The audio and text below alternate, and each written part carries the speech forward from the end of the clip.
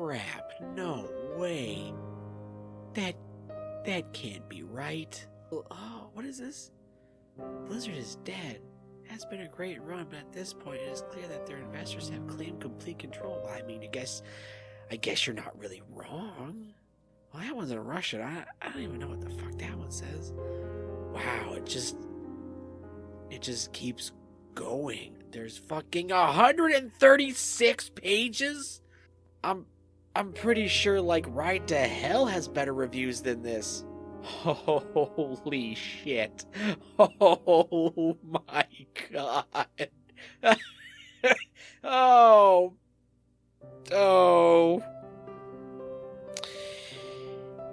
that hurts, but also it's really funny. Crap.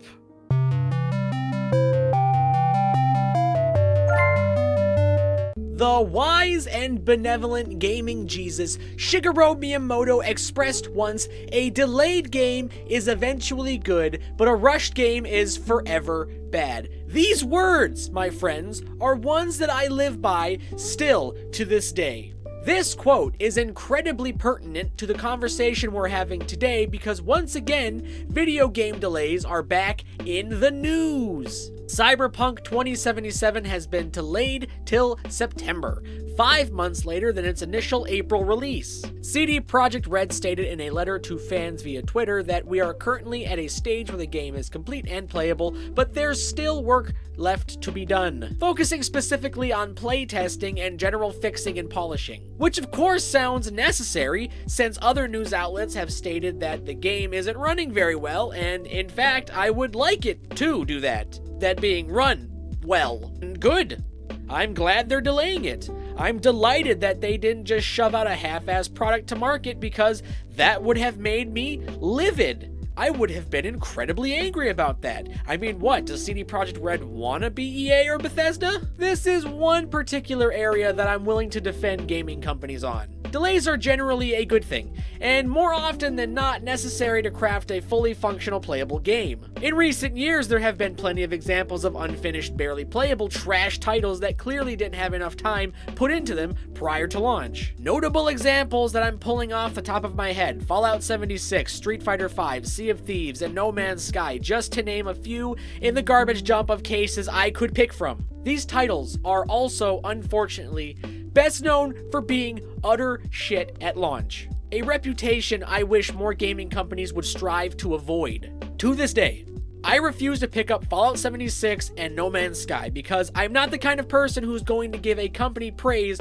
for releasing crap with promises and a roadmap to eventually fully complete a title. That is ridiculous. Which is why I am personally so fond of video game delays. There are really no downsides to a company holding back a game at launch. Well, I say that, but actually there are a few downsides because when a game company holds a video game back, there is a minority of frantic, foaming-mouthed dickheads who send death threats to developers and studios because their precious game was held back a couple of months. Oh no, boo-hoo. A topic we're unfortunately going to have to divert to for a little bit because it's sadly involved with the subject of video game delays. A while ago, I made a video talking about gamers sending those super crappy, super depressing death threats to developers and pointed out how clearly, not okay it was. I've never really understood how a person can be so enthralled in something like a video game that they would threaten someone's life over them. An incredibly depressing history of developers having to deal with the dredges of society. No Man's Sky Development Studio was famously inundated with a plethora of messages hoping, wishing for the death of studio head Sean Murray for nothing more than delaying No Man's Sky, which arguably should have been delayed again with the sad state it was released in. Final Fantasy XV had a whole drama around its release date. They all picked up their torches and pitchforks and started to rally around and accuse gaming reporters of being liars, who were just trying to generate traffic to their sites by manufacturing a non-existent release delay that could have easily just been confirmed by the development studio making Final Fantasy. But of course, once the studio did in fact confirm the reports, These insane jackasses then decided to start threatening them with such notable things as rape and murder, not even bothering, mind you, to go back and apologize to the reporters whom they had threatened just a few days prior. All because, mind you, a company decided it was a better idea to delay a game than release it unfinished. I mean, you're gonna get your game. You're still gonna get your game. Like, it's still going to be released. Final Fantasy 15 wasn't scrapped. It wasn't put in delay status for years. You simply have to wait a little bit longer before you can get it. It's extra crazy to me because wouldn't you want a finished game? Like, instead, I mean, would you rather they release the game when your crazed Twitter comments demand they did? Because the game would still be awful then, and you're just gonna be angry anyway. At least if there was a delay, the game would be finished, and then you're only angry for a little bit, and then you get to be happy while you're playing a finished, polished title. And I'm not gonna be the one jackass who blames this entire thing on the fans either. Gaming companies have done a lot to prop up hype culture where every game is the latest, greatest, best thing ever made. Elevating simple games to godhood status that makes these unstable individuals put way too much stock in their release dates. Becoming something akin to zealots who evangelize the spoon-fed unrealistic expectations gaming companies hand out year after year after year. A system by which these companies promise the world, damning any backlash that's sure to come at some point down the road. And while we're on this topic, can we please chat about how incredibly stupid rigid release dates are? Cyberpunk's release date was specifically April 16th. A deadline from the reporting looks like they weren't sure they could even meet. Release dates are, in my personal opinion, fucking worthless. More often than not, gaming companies can't meet these deadlines they put in place anyway, and all they frankly do is anger consumers and stress out the developers. Release dates should be shot in the back of the fucking head. Video game releases should be more vague and open-ended. Would it have killed CD Projekt Red to simply declare something less inane like coming early 2020? Who knows, maybe the less stressful time restriction would have made a better environment where the staff would have better been able to finish Cyberpunk by April 2020 anyway. Delays are inevitable.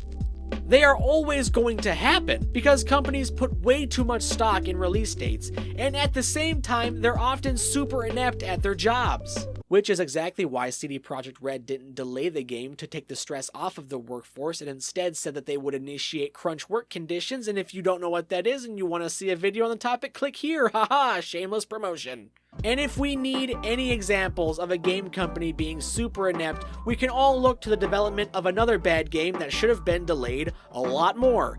Anthem. The company behind that train wreck notoriously didn't give their developers ample software to even make the stupid game. And the software they did receive was not wholly compatible with what they were instructed to manufacture. As anonymous developers stated, Frostbite, the program they used to make Anthem, apparently had issues and was poorly put together.